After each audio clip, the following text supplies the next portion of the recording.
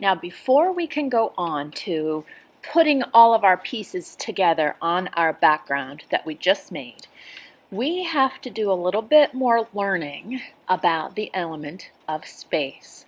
This is new information, and this is really important for bringing all of our cupcakes together on our background.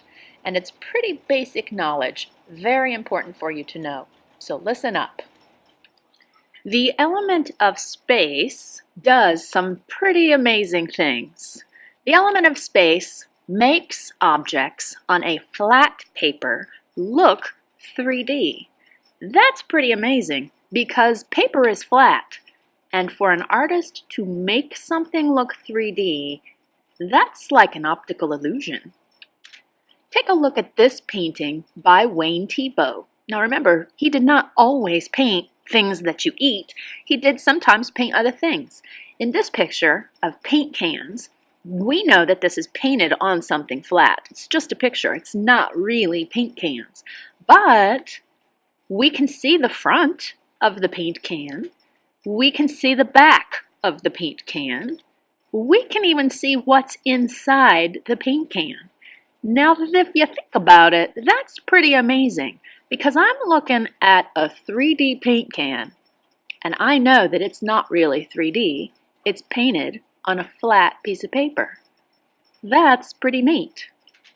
The element of space makes you see distance on a flat surface. Distance, you know, means something that goes far away. Take a look at this painting, also by Wayne Thiebaud. This is what we call a landscape. And I can see way back into the distance of this picture. Now, I also can see some areas that are close to you. That field that looks like it's in the front of the picture looks like it's close to me. Now in the distance, I see some hills or some mountains that look far away. That's distance. And then in the center area, in the in-between space, I have some more things going on. I see a tree and a building. That area of the picture is in between the part that's close to me and the part that's far away. Now, when we are learning about the element of space, these three areas have certain names, art names. So the area that is close to you, we will call foreground. That is the area that is close to us. The area that is far away from us, we will call background. That's a word we've heard a lot. We know that's the part of the picture that's in the back. And that in-between area, we will call the middle ground. Well, that makes sense, doesn't it? It's in the middle of the picture. It's in the middle between the foreground and the background. Now, these three words, foreground, middle ground, and background, are very important to remember and know what they mean when we're talking about the element of space.